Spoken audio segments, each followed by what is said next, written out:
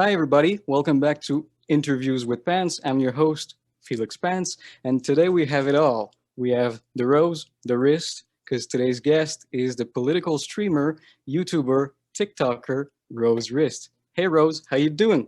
I'm doing wonderfully, and I really do appreciate you including my main medium of content creation there. A lot of people don't realize that I'm actually a hyper famous TikToker, and this YouTube thing is just something I do on the side. So Hopefully. I'm kind of familiar with your content, but everyone that talks to you is like, wait, how old are you? So just for people that don't know you, how old are you? I am actually 13, no, I'm 17 years old. You're 17-year-old, so you're in high school right now. Mhm. Yet you know so much about politics and how to do research, and I'm curious, is it regular for, like, is it normal for a Swedish student to know how to do research, like, about systemic issues and such things?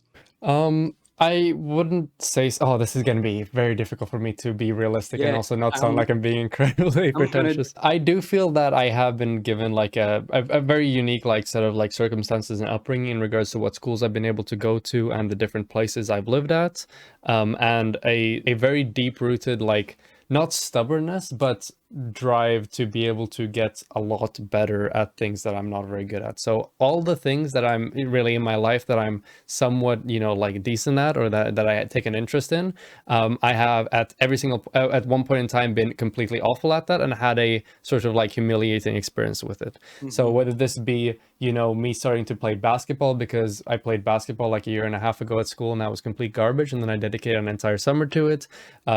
Whether it be me losing a couple games of chess on stream once and then getting like a chess.com membership and like practicing there, like fairly frequently, or whether it be like politics and debates and having an experience a few years back, a lot of years, I was like 5 or 6 years back when I lived in Spain, where I wasn't able to adequately like verbalize what I believed in and defend my beliefs, and that sort of like encouraged me to become more well-read and more rhetorically effective. So yeah. Yeah, so in high school right now, you're in this international program or something? Is that how it's called? Yeah, International Baccalaureate. It's like a global high school program. Yeah, I think we had the same thing in my high school. It's for like the kids that brag, right? It's the hard program that Yeah, you. you'll know if someone if if there's someone within your vicinity that takes IB, you'll know because they'll fucking tell you. Mhm. So yeah. Yeah.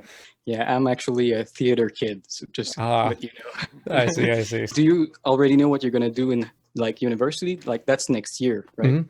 Yeah, exactly. I have actually already applied to a range of, well, no, I didn't. I applied to one university and I got in there, well, conditionally, I suppose, assuming I don't like drop out now, which I currently did not have plans of doing. But yeah, I'm scheduled to start studying sociology at the end of August this year. Why sociology in particular? Because there's political science and whatever else. Why sociology in particular?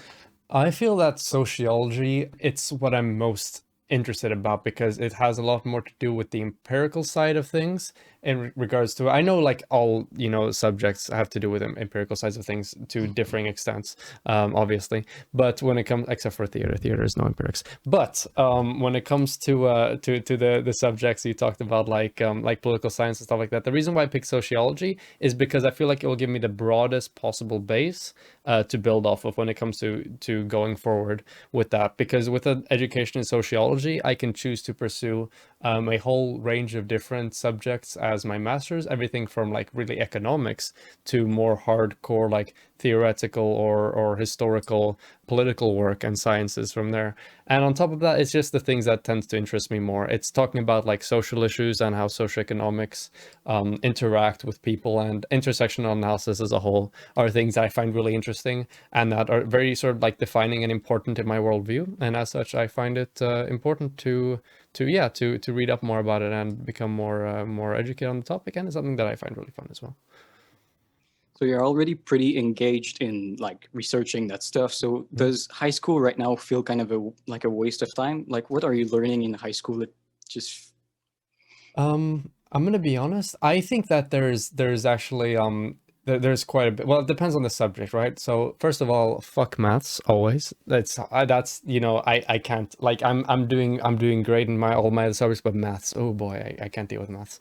But when it comes to things like history and economics, those are the two subjects that I feel like the education I receive now is going to be pretty significant for me going forward. Like, there is so many times during the past 2 years where I have directly used and applied a lot of the knowledge I received from like history classes and from economics to be able to more adequately understand the things I'm really, interested in learning about, which often have to do with my YouTube stuff and politics, to be able to form arguments, to be able to just explain things in a better way. I've often even like done segments on my channel where I basically just like explain a textbook concept. So I think there's definitely like quite a lot to be gained from here. But as for like a lot of the other subjects, it's not quite as much, but it doesn't really matter to me a lot because I enjoy like school. I enjoy academic environments and educational environments. So it doesn't really feel like a waste of time for me by any means. So you're Swedish. We know this. Mhm. And what's your take on Sweden right now, politically? Oh boy, this is a A bad very question. large question. Yeah, exactly. So when it comes to Sweden as a whole, I would say that one of the largest things and one of the biggest issues we've had in Sweden that is responsible for a lot of the issues we find is just generally a lack of competency from governments and people in leadership positions. Like, there are a whole range of fairly, well, nothing's like apolitical, but fairly non-controversial like policy proposals that could have been made and policies that could have been passed that would put us in such a better position right now, and in a position that wouldn't have the issues that we have right now with the rise of like far right-wing extremism and stuff like that. The biggest thing right now in regards to Sweden, the only thing anyone ever wants to talk about, is immigration, and most of the like the solutions to immigration in Sweden are like so basic common sense, are such like integral parts of just general sociological and economic consensus on how to deal with these topics, but for some reason we just haven't seen these simple policy proposals enacted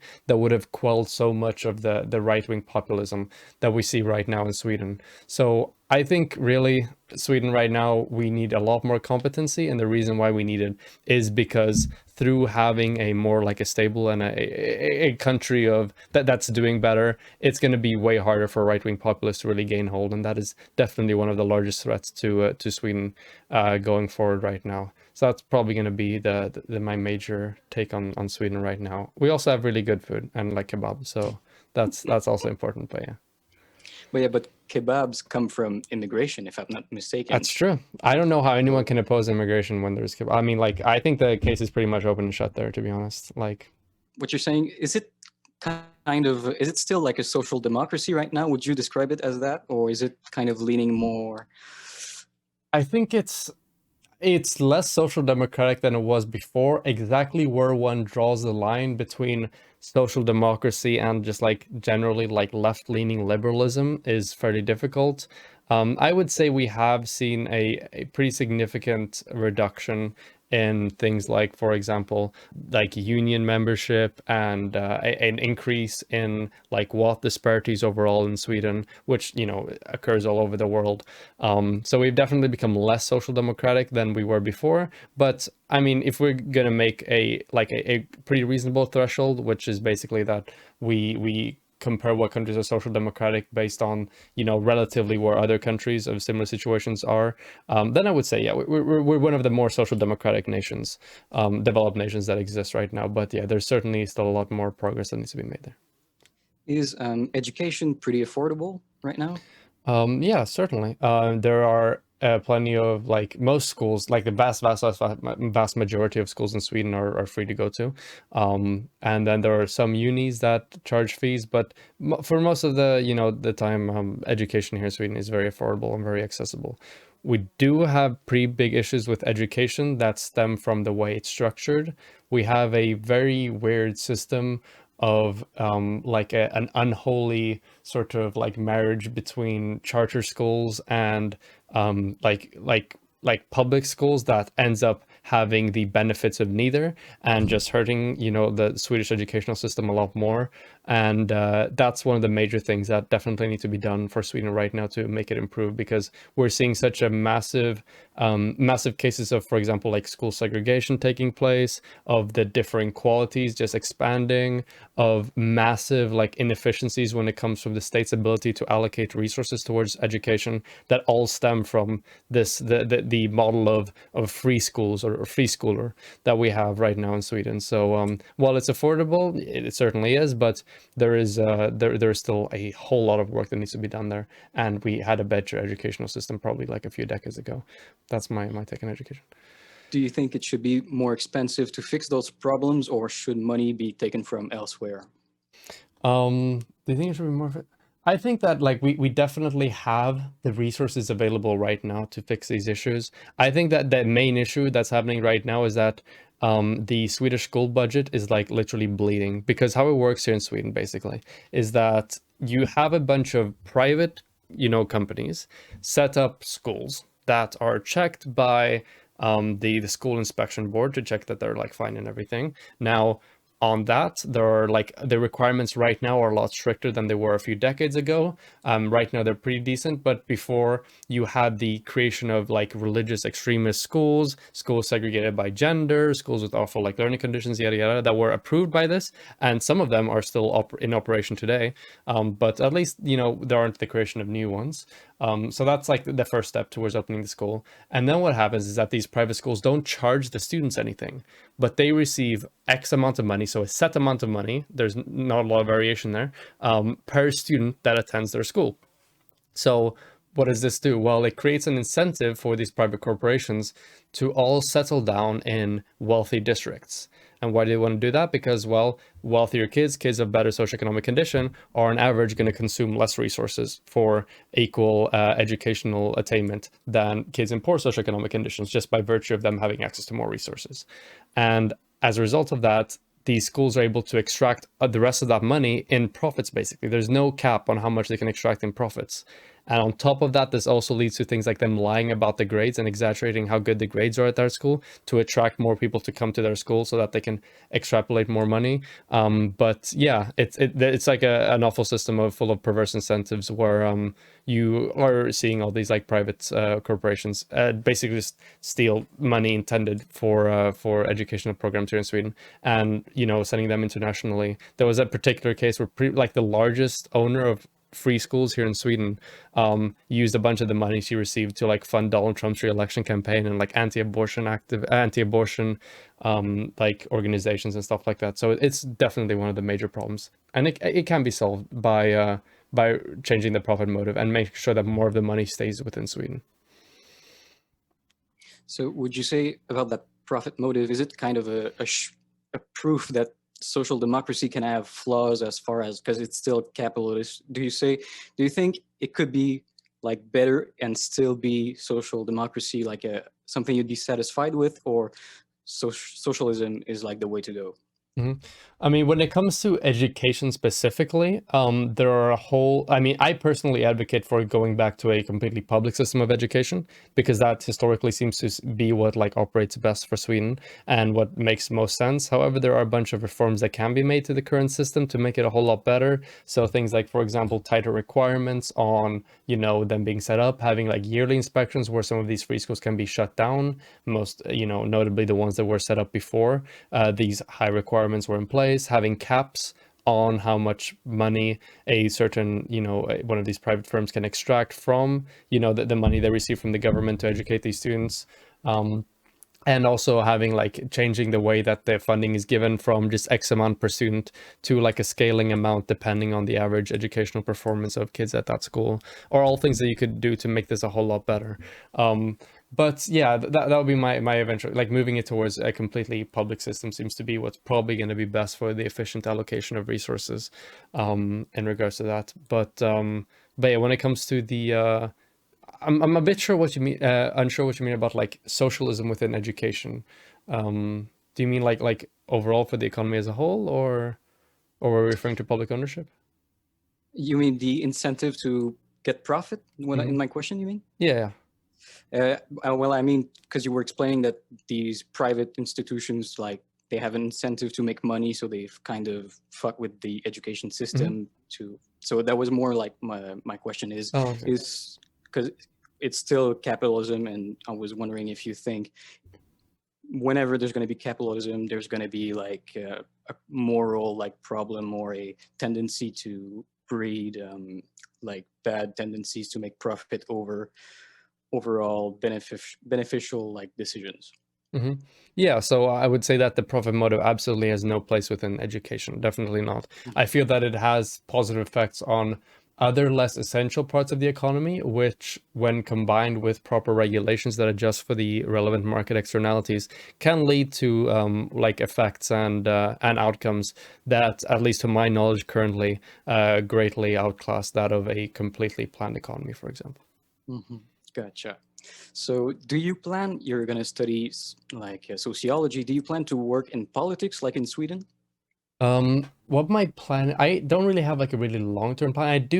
I could definitely see myself engaging in politics at, some point in my life, which is why I gotta be very careful right now when I stream to not say anything too controversial. But in the short term, my plan right now is just mostly to work on my YouTube stuff. And the dream is to be able to study in university and do this streaming YouTube in order to like make a living for myself while I do that.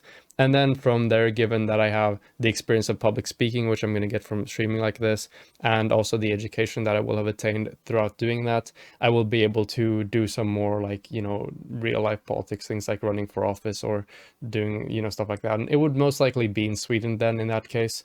Yeah, the main worry I have about that is that I'm far better in English than I am in Swedish.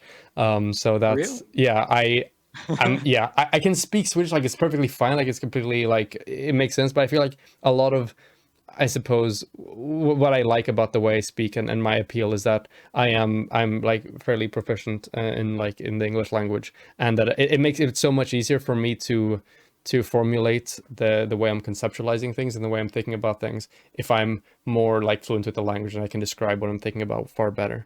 And yeah, I often run into when I'm having discussions in Swedish that I'm unable to communicate things as I would like just by virtue of the language barrier. So I probably have to get a lot better at Swedish before I would feel like really comfortable in running for office in Sweden. But yeah. Do you think in English?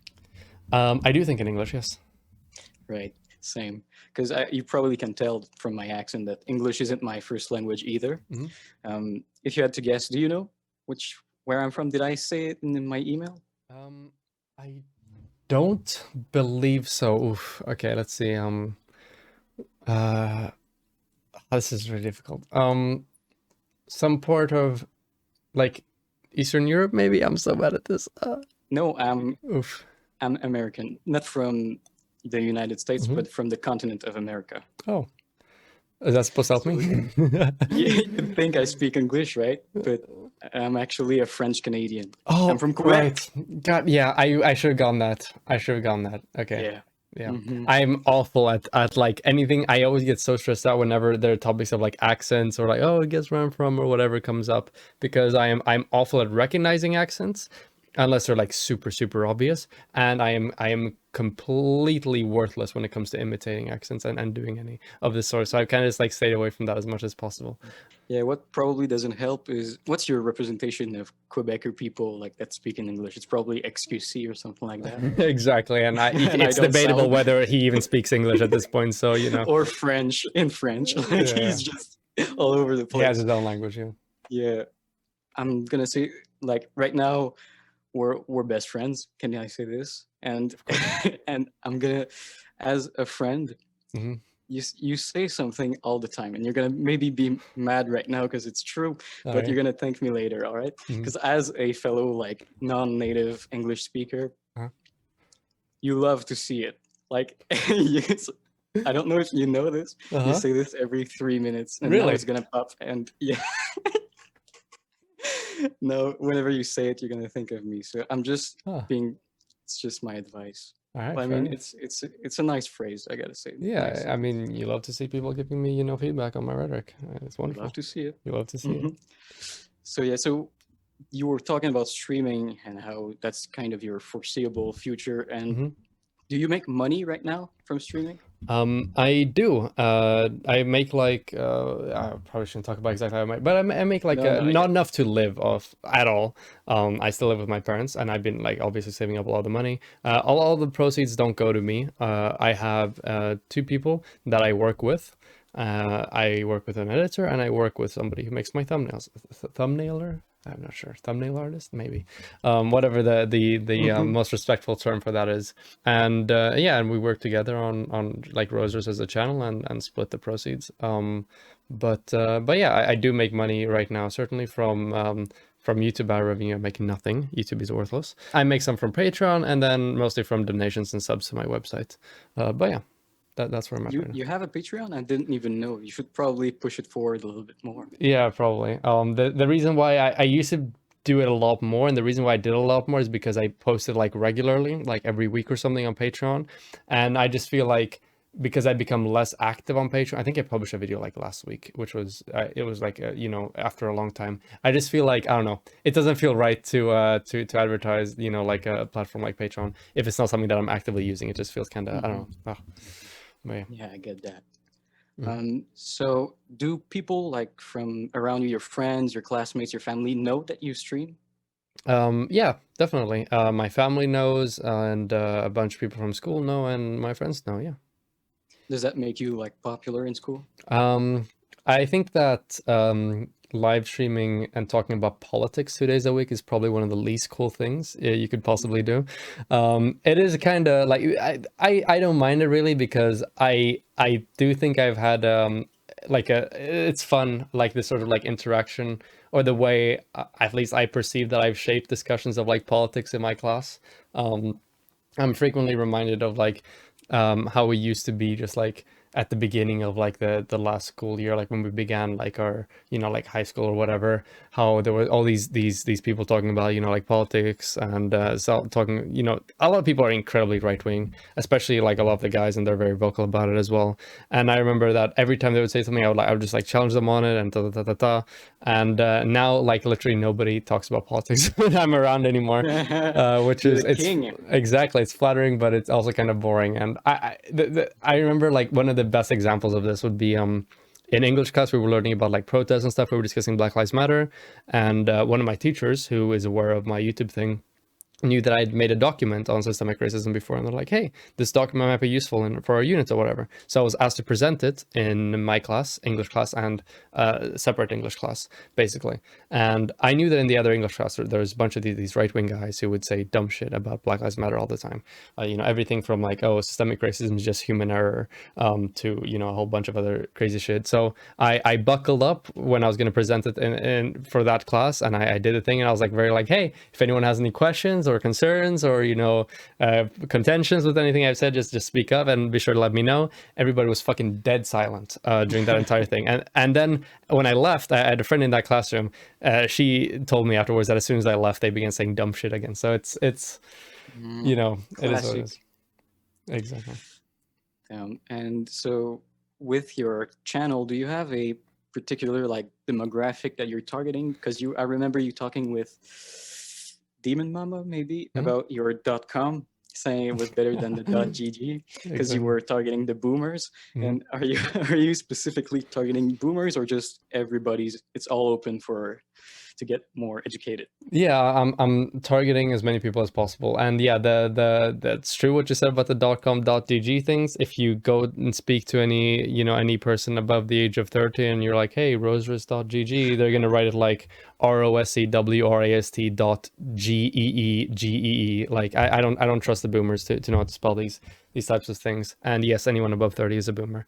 But yeah, I just want to make it as True. accessible to as many different people as possible. And that's why I have like a pretty wide range of content, from like Bloodsport debates to like learning from, you know, like very educated people and stuff, to going over videos, to researching. Yeah, I mean, most of the demographic is going to be young people just by virtue of like being on the internet and doing this type of like politics stuff. But yeah, I don't have like a specific demographic that I'm like zeroing in on really. Do you have access to your YouTube like stats as far as like gender like separation goes? Do you know that if you're I popular do. with Hold on, ladies? let me check this. Oof, this is the The real test of time. No, I will not show it on screen, so Lie. Whoa, whoa, whoa, whoa, whoa, whoa. Hold on, hold on. I have like a 90-10 split, which Oh, is, god damn. yeah. Well, I mean, it's YouTube. It's always going to be like, Hey, it's more than Jordan Peterson's at least. Okay, oof. that's a low bar. And then most people are concentrated around almost exactly 50% are around 18 to 24, and then like 40%, 40 is around 25 to 34, and then it drops. I do have 0.1%, 55 to 64. So, you know. Talking about Jordan Peterson, do you think there's some things of value in what he says, or he's just a complete like gateway to the alt-right? Yeah, I think when he talks about certain elements relating to psychology and self-improvement, he's fairly accurate with some of the stuff he says. When he steps even like 1 centimeter out of anything he has formal education on, including anything he says about politics or economics ever, he's a complete dumbfuck who should never be listened to. So it's very specific in regards to what he's talking about. But overall, for the things he's become most famous for, which is his political stuff, his commentary on social issues, he's absolutely had an aggregate negative effect on the internet, and I would say that, like the world as a whole in that specific regard.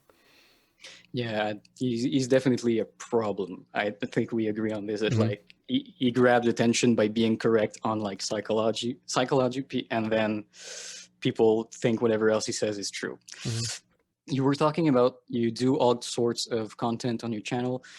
Which is your preferred like content? Do you really enjoy debates or more like talks with experts or whatever? Like earlier you did like in the stream with Pismo, That is or memes like the banana return to monkey thing. exactly. Oh, that's a pretty. I haven't really like thought over the rankings like that. It really depends. Like I would say that the talks with more academic people are just like consistently really good.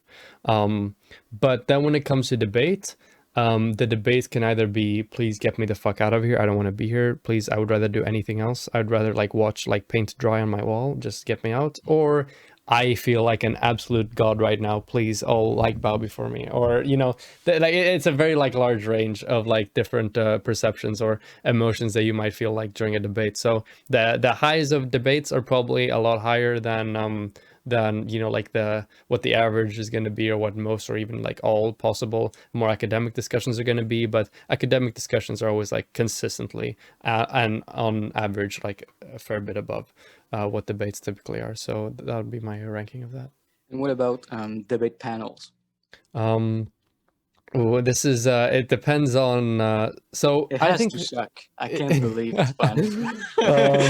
no, it's free shit, that's true. The good thing is that it's kind of sometimes it's funny, you get a few good memes out of it, but most of all debate panels, nobody's really on there to have like a good debate or to have fun, or most of this, well, to have fun maybe if you're just yelling at each other, but it's mostly just a really good way of being able to make people aware of who you are and to reach like a broader audience, and is a good like platform to speak on. But I believe that like well put together panels with not like 63 people speaking all over each other can be like fairly interesting. But yeah, overall panels are definitely a bit of a struggle when it comes to being able to like formulate your beliefs. Like I'm reminded of like it just becomes you like rattling off like 17 points whenever you have the time to speak, and then none of them being addressed ever.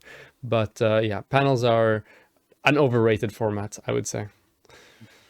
There's a bit of a debate on Twitter, or kind of a discussion, and I don't want you to like destroy your bridges, but would you say, which team are you? Are you a hippy dippy panel debate panel, or are you prime K's debate All panel? right, here's the thing. I don't know what the fuck is going on, but Dylan has been like fucking ghosting me now for like half a year. I don't know what's I sent him like 2 emails. I sent him a Twitter DM. I've been on the Discord on the application thing or whatever, and I haven't gotten a follow up since then. So I don't really have much experience on the hippy dippy panels. I would love to have some, but what can I say? And I'm sorry, Dylan. I'm sorry to the hippy dippy crew, but I mean, I don't have a representative sample size from your side, so I'm left to say, with 100% certainty, it's gonna have to be prime case, right?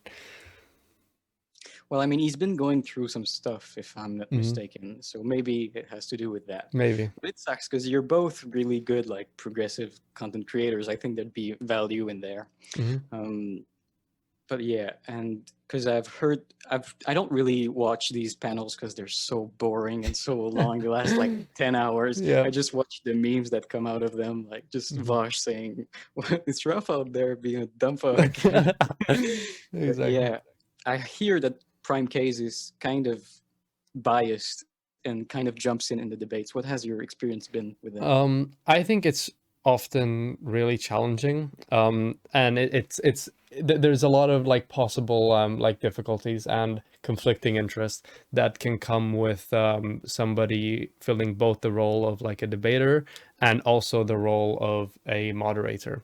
So I feel like there are ways where this can be done well. Like this is something that I will absolutely, from what I've seen, give Dylan Burns and the Hippy Dippy podcast good word for, which is that Dylan does a very good balance of being strong with the moderation, but also if he has thoughts, if he has something he has to express, he formulates questions for each side of the argument, and levies them at both, and then pushes a little bit on both of them as like a little bit of rebuttal, but then at the end of the day, he won't go super hard into it, and he will stay detached to some extent.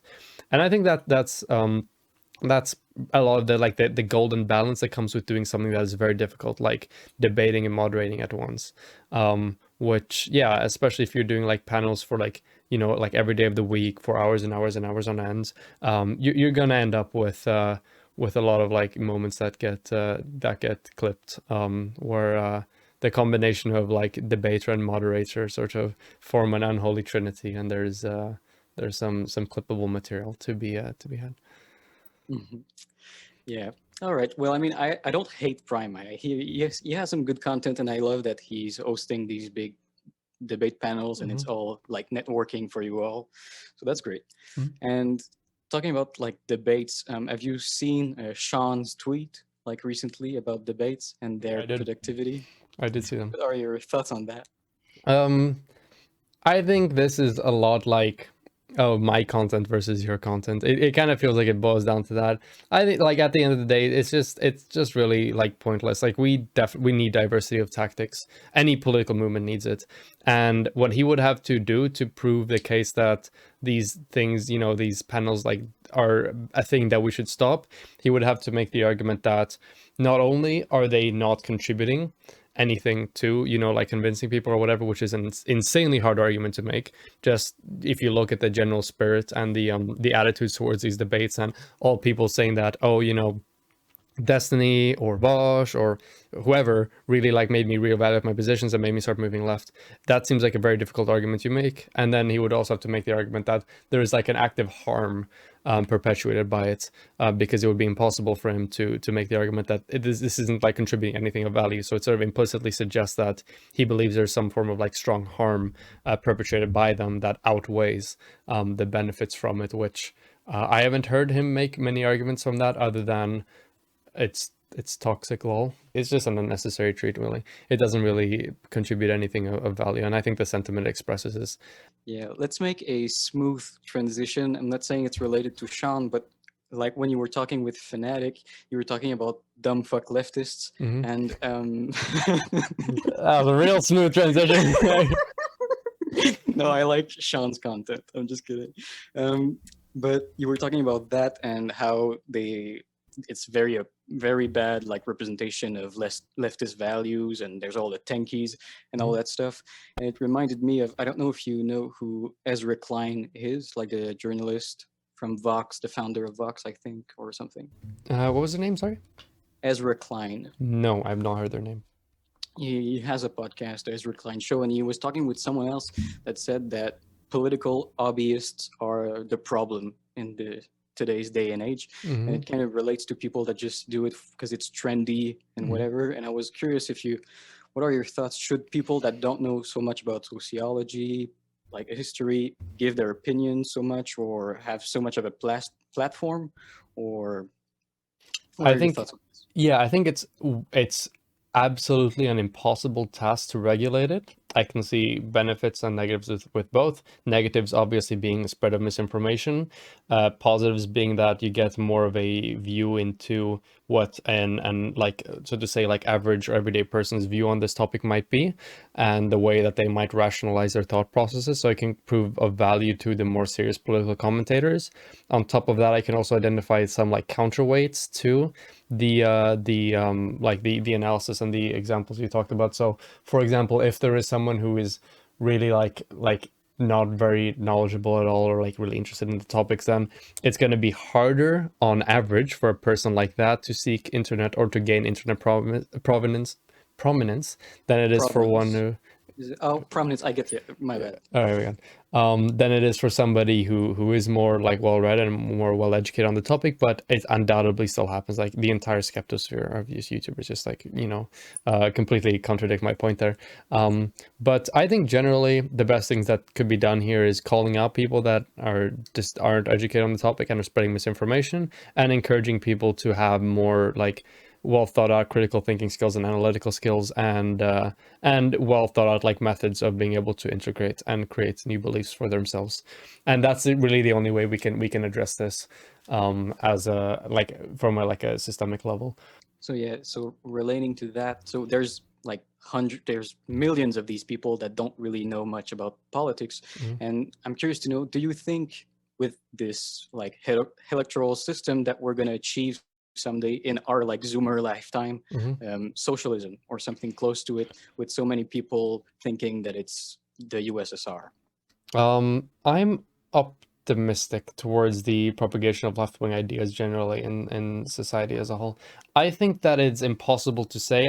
The best thing to say for me, possibly, and I think the most reasonable way to have these conversations of possible political progress during a period of time would be to sort of like identify the spectrum of where we could land during this time. And I think that we could probably land anywhere from like actual examples of like neo-fascist authoritarian states towards probably furthest to the left a significant level of like market socialism being implemented in society as a whole, and having a wide propagation of cooperative firms, and having more sectors of the economy be like a nationalizer plan than currently exists. So that would be kind of like the range you could identify there. So obviously when you like sort of take like an entire political spectrum into mind, the potential for right-wing ideas and their severity is a lot larger than that of left-wing ideas. But this is just this is by virtue of like what those types of ideas are, and they sort of fuel underlying them. Fascism just tends to really get incredible jump starts from situations of like poor socioeconomic conditions and other forms of like conflicting geopolitical and socioeconomic pressures on a given voter base and on a given country's political processes. And when it comes to like the more like leftist progressive ways of reform and political change, they seem to come a lot more gradually typically, and aren't these like massive revolutionary like paradigm shifts really that tend to occur. They have happened sometimes, but they sort of like massive revolutionary quick paradigm shifts in regards to leftism have typically not really held up in the long term, and have at the end of the day maybe contributed more to more authoritarian and more reactionary tendencies at the end of the day. And what are steps that you think would be valuable right now, like more cultural, like culture war things, or more like political policy wise? What should we focus on right now? I know we should do both, but what's an emergency right now?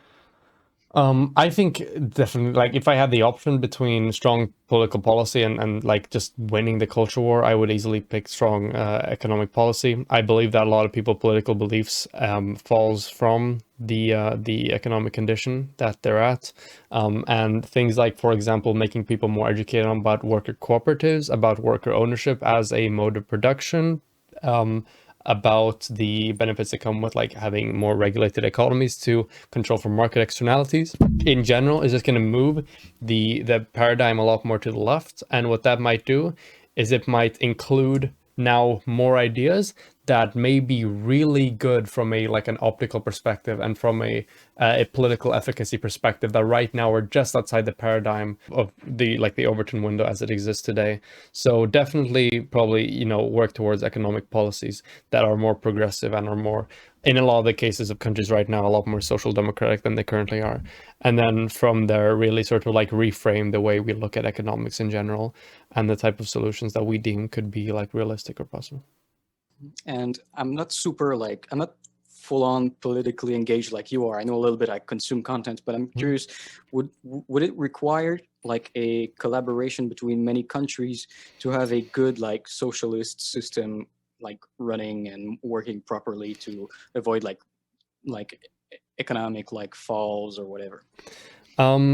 So right now, I feel that we're definitely not in a position currently to really like push for like socialism in its entirety. So both worker ownership and the abolition of the commodity form just seems so far outside what's realistically feasible right now. That's not really something I concern myself a lot with, or I think about a lot in that way. In the same way that if somebody asks me, oh, are you like a worker syndicalist or an eco-anarchist or a, you know, mutualist or whatever, I don't know what any of these fucking words mean.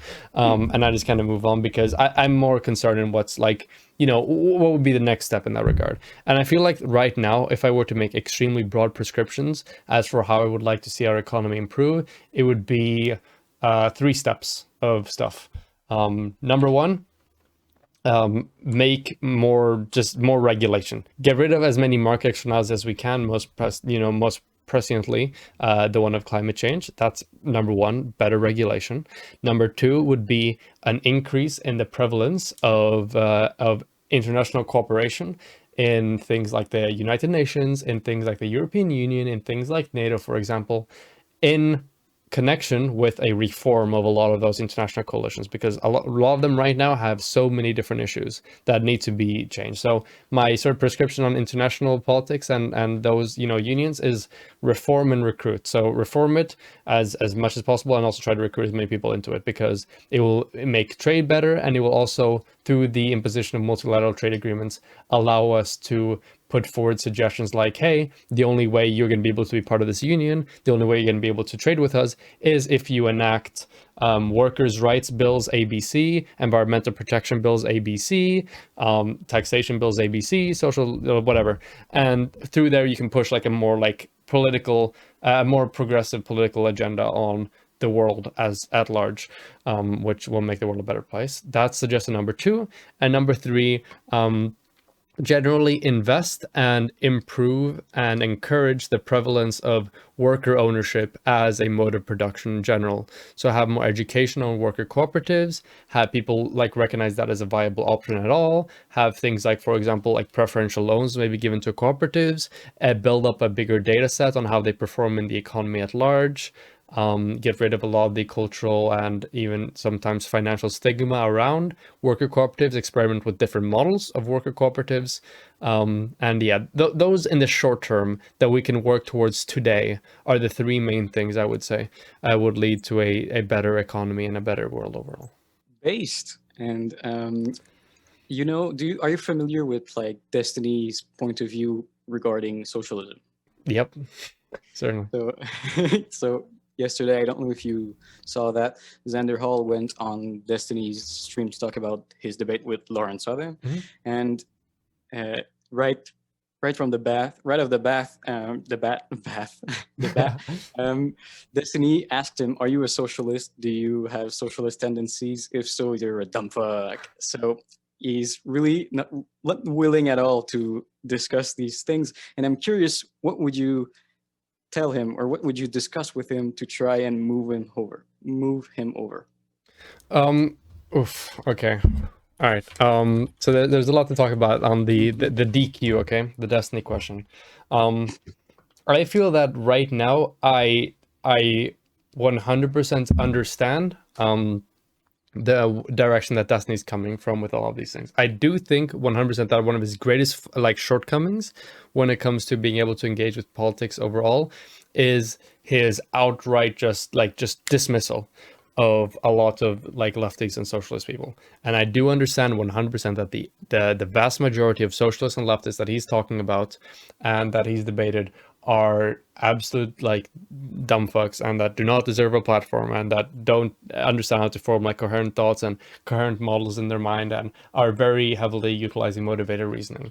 However, when it comes to, you know, like socialism, as like people who hold the belief of socialism, there are, I would like to think, like extraordinary intelligent people and pragmatic people who identify themselves as socialists, who definitely are people that Destiny could have productive discussions with and that they can work together on common goals with. It just feels like the range of like if you talk about the range of people who identify as fascists or fascists, it's like if we have like the political coherence, like what's it called, like spectrum from like what are taxes to what's the best form of multilateral trade agreement model that we can ensure that an equal or whatever, you know. I feel like fascists typically fall like here, like all of them. Liberals fare a bit better here, you know, like somewhere here. And then socialists are like here. They're the entire spectrum. You can get literally anything from talking to a socialist. So I feel it's pretty difficult to generalize, and it might be harmful to generalize to the extent that he's doing a lot more now when it comes to how he treats socialists. But to some extent, given his personal experience discussing with these people, I understand it. When it comes to, I guess, my potential engagement with Destiny and how that might work, when it comes to the 3 suggestions I laid out right before this, I don't think he would take issue with any one of these. He's very, very much in favor of international trade and customs unions. He's very much in favor of like regulations on, you know, like market externalities and stuff like that. He's also said multiple times during his discussions about like socialism and stuff like that, that he is in favor and interested in seeing how cooperatives perform and want to encourage their development and want to see how they work more broadly for him to be able to form like a large opinion about whether or not he wants it to be like mandated or for it to be like the norm when it comes to creating businesses. So as an extension of this, and because I'm focused on the pragmatic aspect of things, because he shares me on shares my ambitions on those 3 points perfectly, I don't see an issue with those types of like anti-socialist beliefs he has at all, in the short term at all. And I feel like if we look at like where we are now, and then this is like kind of like what's realistically feasible here, and you know like a lot of lefties and Destiny are you know like step in step here, and then here they differ a lot. When where you might end up here depends heavily on how this part goes here. This feels incredibly like counterproductive and anti-pragmatic. So yeah, that's my general thing. I think it's dangerous or it's not dangerous, but it's probably not a great tendency what Destiny's doing right now, how he might just instantly dismiss a lot of socialists. However, given his experience, I may understand why he personally may have cultivated that belief.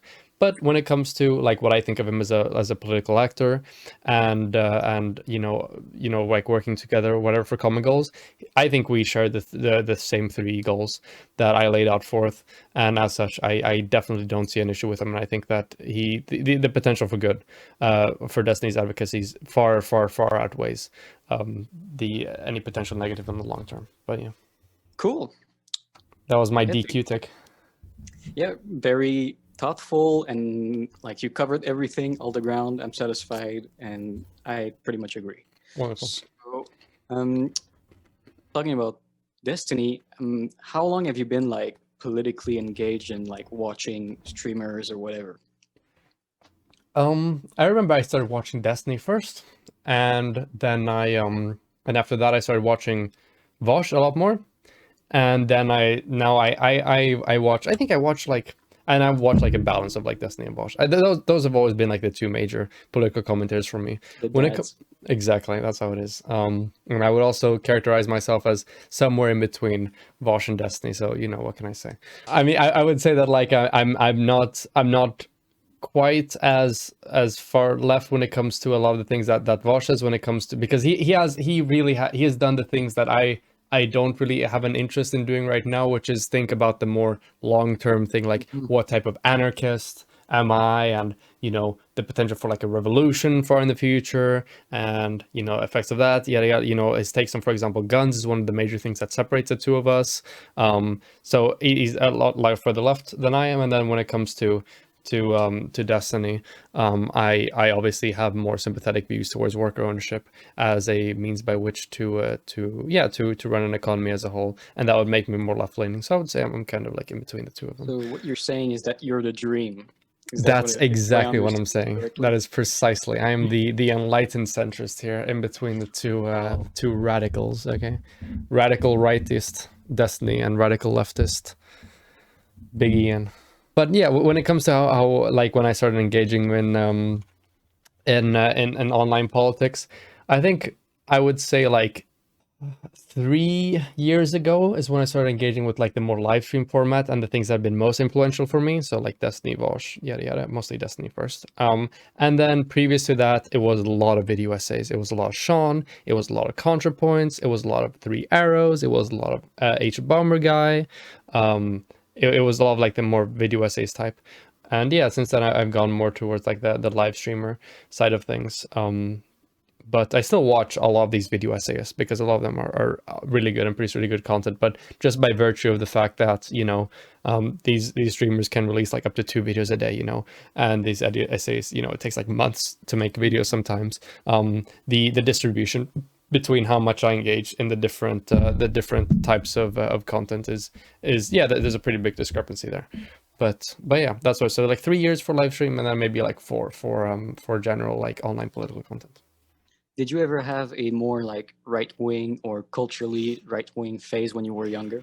Yeah, yeah. It was always like, it was definitely on the more cultural side of things. So my parents are like fairly left leaning. I would probably characterize them as like social democrats. And as a result of this, I've always had just like an not instinctual, but like a typically like positive reaction towards like leftists or like lefty progressive economic systems as a whole, and pointing out the issues of like capitalism and stuff like that. So when it came to a lot of the socialism dumb 100 million Vuvuzela iPhone arguments, like those, I was never really susceptible to those. I just didn't really concern myself with economics at all. I just kind of like shut that out and just like, I don't care. But I was very much a dunk on them SJWs gamer bro person. Yeah, like probably like 4 years ago, around 5 years ago. Yeah, it was like, I remember probably my most viewed YouTuber was like Leafy is here. Oh God. And I used to watch him quite a bit. And yeah, and then I had like this cultural right wing phase. And then it was like my sort of like wake up thing with that was that I think I fell down the pipeline too quickly, because I consumed, when I was in Spain, I had like no fucking friends. Okay, I didn't do, when I was done with school, I went home, I played video games, and I looked at YouTube videos. Okay, and I like, some people just like slip down the pipeline. I fucking speed ran that shit. Okay, so I went in there and I started with the SGW cringe compilations, Ben Shapiro, Steven Crowder, Stefan Molyneux, a bit weird, Richard Spencer. I was like, hold up a second. And I remember when I was watching through all these videos, somebody, I think it was a Stefan Molyneux video. He said something that was just so outlandish to me. I don't remember exactly what it was. I think it had something to do with like I'm not sure if it was like things relating to like the role of like men and women in society, or something of the sort. I don't remember exactly what it was. And I was like, holy shit, wait, where the fuck am I? And then what I started doing is I was like, hold on, if he's saying stuff like this, which I just know isn't true, what else is going on? And then what I did is I just Googled a lot of the things that were mentioned in the video and a lot of the concepts they talked about. And I was like, hold on, this doesn't make any sense. And then I took a few steps back. I was like, okay, this Molyneux, I don't know, maybe I'll just go back to, to Mr. Shapiro. Let's see what he has to say. And then I was like, I should probably like check these things as well, because how quickly I went down, and I checked a bunch of stuff there. I was like, hold on, there's a bunch of issues with this as well. Exactly. And then through my research, I encountered more like lefty video essayists, and then I basically, I call it the political bungee jump. Okay, so I jump down and I go real far down, and then I just fucking shoot straight upwards into the ascended realm of base political opinions. So yeah. Yeah, I think every like 16-year-old, but well, actually you were younger, but like 14-year-old, like 2016 white boy went through this phase. Exactly.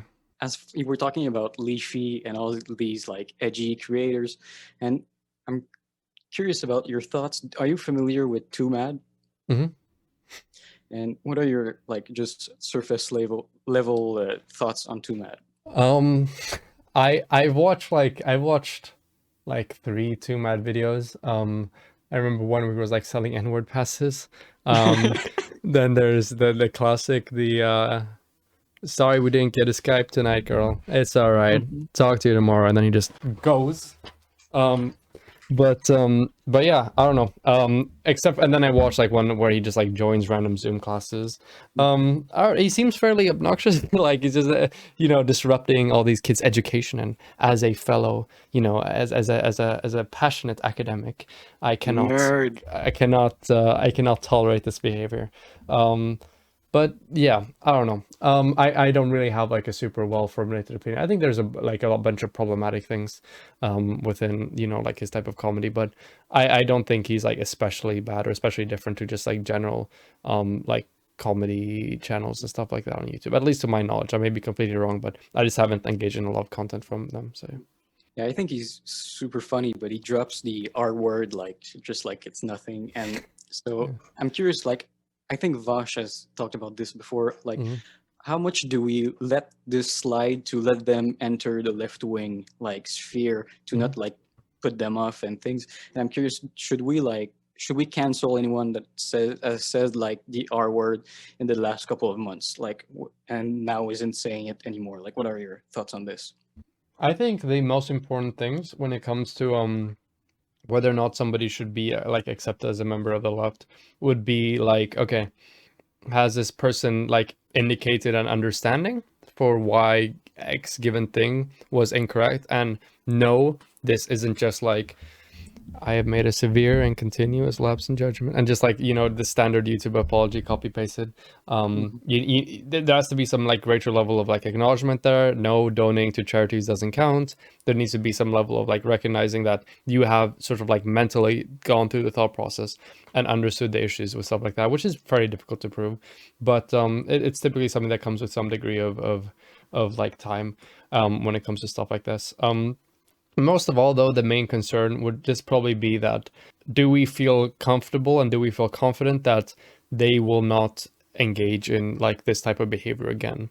Has this person been like reformed? Have they met the standard of rehabilitation? And if we believe so, if we believe like within reasonable doubt that they will not end up doing this type of problematic behavior again, yeah, sure, let them in. But it's often law on a case by case basis. So you might have somebody like you gave the example of somebody within like a couple of months.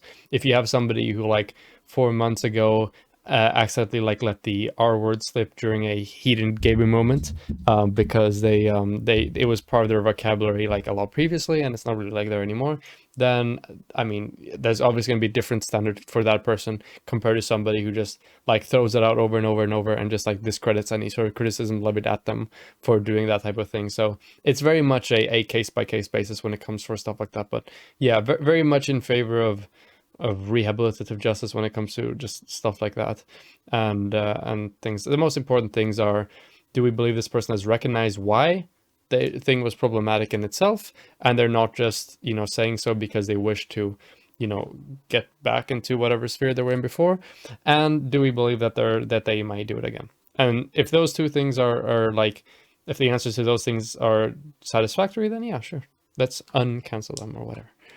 And this is going to be a complex question, but what is the line of where ableism stops? Because we always make fun of people for their intelligence and their cognitive capabilities, and it's kind of biological or it comes from their surroundings. Mhm. We can never really blame anyone, but we do it all the time. Mhm. And I'm curious, where does the line stop? What are your thoughts, just in general, maybe just in insight on this?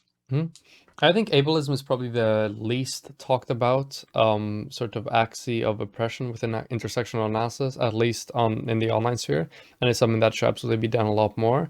I think that in regards to what is pragmatic to take the fight against, people always say that, oh, what about stupid? Can we not use that as a word or whatever?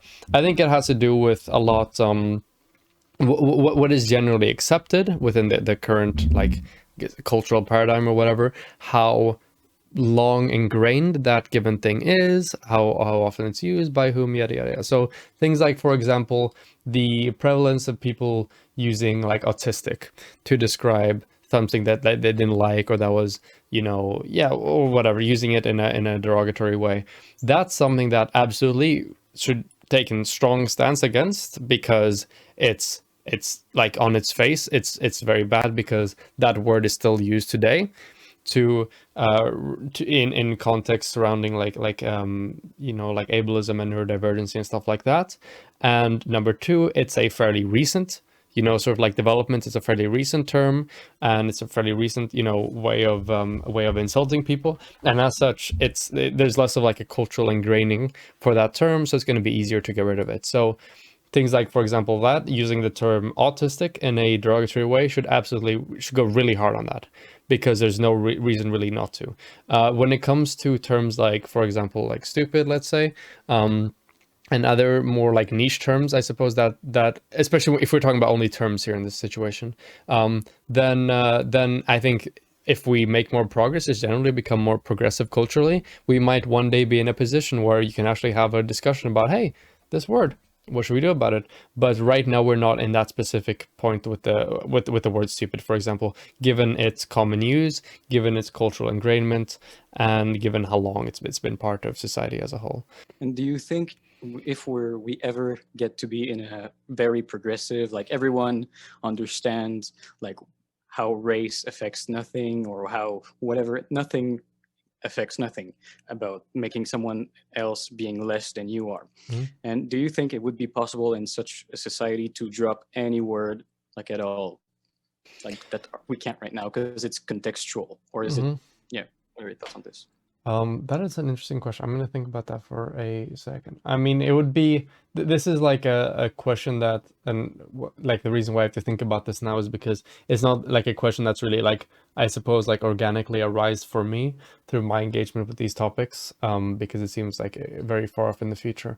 But I do think that, I mean, words at the end of the day, they don't really have any objective meaning. They don't like communicate like it's not like the sound waves of someone uttering a set of syllables, you know, hurts somebody on a like emotional level or makes them feel pain or stuff like that. And as such, I mean, given a complete radical shift in the way we as a society and culturally understand pretty much everything, then yeah, maybe. I mean, at the end of the day, it's just like a set of syllables. And if the meaning is completely and radically different than what it is today, then yeah, I can like hypothetically conceive of a reality in which those words could be used without any like broader context, or without any broader weight behind them. But yeah, it's a fairly like niche, I suppose, hypothetical. That probably won't happen. That's what you're saying. Yeah, probably not. I get you. So you were talking about watching Destiny, and I think you mentioned this. I don't know. I watched like a couple of recent stuff, like today, to prepare for this, especially, and you talked about watching pretty much only political content. Mm-hmm. Is that true? Yeah, I like occasionally I watch a few like gaming videos or whatever, but yeah, like the vast majority of all my media consumption is political. So movies, Mm. TV show. Yeah, I still watch those like relatively frequently, but they just it pales in comparison with how much time I spend being like terminally online politically engaged. But yeah. Do you read anything that's not political, Um, or even political? Are you a reader? I like reading. Reading is fun. When it comes to like books, I especially like a few years ago, I used to be like in Swedish it's called like a book eater. Yeah, I just like go through books and book and book. I liked reading like fantasy books, storybook, fiction books. I found that really enjoyable. And then I've really like taken a hard turn towards non-fiction stuff and more like academic stuff like that. But most of the things I read are still going to be political. There's another thing which stems back to the thing I said a while back in regards to me not being able to like I can't like handle me being like not great or like not as good as I could be on a certain thing. Like when I start a new video game or just anything of the sort, I will probably do more research about that game and what's like the optimal strats are and the best character and the stat combinations, then I will actually play the game, because I do just like a completely just incessant amount of reading for these types of things. So occasionally, depending on if I start a new game, then maybe there's a bit of a balance there between me reading what the optimal like stat combinations are in whatever new game that I'm playing. So whenever you watch things like SpongeBob, you're like, who's the mayor of this city? I need to Exactly, know what's that's the how it political is. system. What's the political implications of SpongeBob living in a pineapple? Can everybody afford a pineapple house? Exactly. I mean, I don't, you want to know a secret? Go ahead. I've never watched SpongeBob. Apart from the fact that you didn't watch SpongeBob, you're saying that you went to a couple of school, you went to Spain, you went to Singapore. Yep. Like what the fuck was your childhood like? Like, well, I mean, yeah, I think that's because you don't want to talk about your dad's job because he's in the KGB or something. But yeah, but yeah, can you talk about anything? Yeah, I can definitely talk about it. So yeah, because of my dad's job, we have moved around a bunch, all around the world. I was born in Sweden, then we moved to Denmark, then we moved to Belgium, then we moved to Singapore, then we moved to Spain, and then we moved to Sweden. And Goddamn. even within those countries, I've also like switched schools on multiple occasions. I think right now I'm on my ninth or 10th school. So yeah, part of that has definitely been like integrating myself into new schools and getting to know a bunch of people. And there are positives and negatives to it. Positives is that like, well, negatives are more easy to. Negatives, you lose all your friends basically. You start out from scratch, Positives are that I get better at like socializing and integrating myself into social spaces, because I've been kind of like forced to do so on multiple occasions. And also, when you're a kid, you do a lot of cringy shit, and when you move away, that is all gone. So that's another thing that's pretty nice. Blank slate. Exactly. But you speak Spanish fairly well. Yeah, Am I wrong? I would say like when it comes to speaking, I speak. I think what's like the barrier for fluid? Like I think if you like drop me in Spain and you just like drop me there and be like survive, I could do it, like fairly easily. I can easily communicate with people and express the things that I want to say to them. So yeah, I can speak Spanish, absolutely. Do you speak anything else? I speak English, Swedish, Spanish, and je peux parler un petit peu de français aussi. Like how much? Uh, Could you survive on your own in the middle of Paris? that's a different question. I think I can understand French. When it comes to being able to speak it, it's helpful that I know Spanish. There's a lot of like similarities there to some extent, but not nearly as well as I speak Spanish. But yeah, I understand some of it. Yeah, And you speak facts, if I'm not wrong, too. always speaking Always. facts. I don't think I've ever heard you speak in Swedish. Can you rap in Swedish for me right now? Okay, Swedish rap is garbage. Okay, there's not a single instance of Swedish rap. Give me Swedish rap right now. God damn it. I don't know any Swedish rap songs. As I said, I only do politics. Fuck. Swedish. Let's see if I can find a song. Throw words, even if it doesn't make sense. I won't know.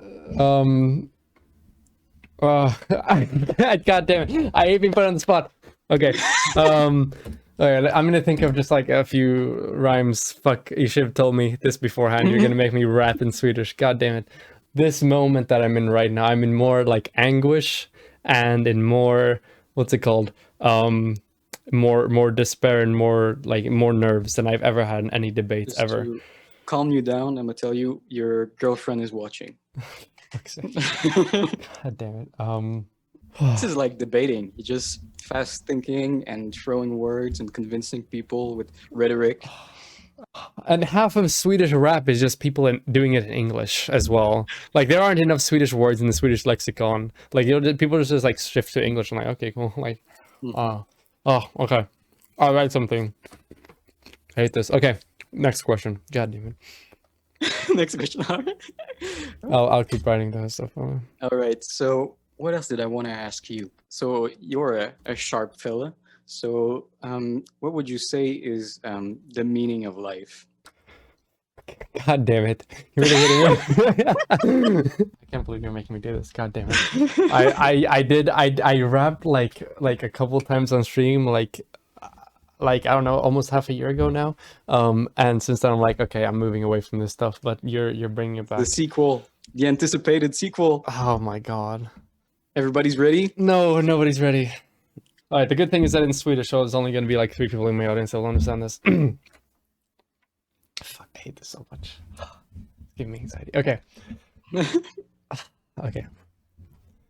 Jag är på podcast, snackar med Felix. Om någon addar ett beat får jag göra en remix. Rimmen är svaga, jag vill egentligen inte prata. Mina gardiner är lika svarta som en skata. I wanna die, dude. I hate this. God damn. Do you want to know what the lyrics were? Oh yeah, hell yeah. This is some deep lyrical shit, okay? I'm on a podcast talking with Felix. If somebody adds a beat, I'm gonna have to make a remix. My rhymes are weak. I don't really want to speak. It fucking rhymes in English as well. Holy shit. I'm fucking Shakespeare. Damn. Genius over here. Exactly. What can I say? Fanatic collab coming. True. My curtains are as black as a raven. That last one didn't work very well. Yeah, But the rest rhymed in both English and Swedish. So what can I say? Impressive. Thank you very much. Just one last question that you reminded me of when you were saying your spiel. Would you ever get a rose tattoo on your wrist? It depends if it's going to be tacky or not. I mean, I already have like I'm trying it out. I'm doing the trial period because this thing has some flowers on the wrist. So I'm gonna see if it's my vibe. I'm gonna wear this a little bit. Right now, there are no plans to do so. But who knows? Maybe I will. I will most likely end up breaking one of my wrists before I end up having a tattoo because I have a propensity for breaking my bones. But yeah, I remember Expand on that. I'm sorry, it's supposed to be ending, but why do you continuously break your bones? That is a phenomenal question. Okay, I need to talk about this because this has like mind fucked me since I was like 12. Okay, no, even younger, like 9. Okay, so I used to play soccer. Okay, I used to be a goalkeeper. I was the best goalkeeper. I was the best. And one day we were playing a match, and at the end of the match there were penalties, and this kid who was like also 9 years old just like stands back and runs and kicks the ball. I put out my hand. I'm gonna block the ball. The ball comes on my hands. Bang! Bounce it off easy. Except no, somehow the ball came at my hand hard enough that it like broke 2 bones on my wrist.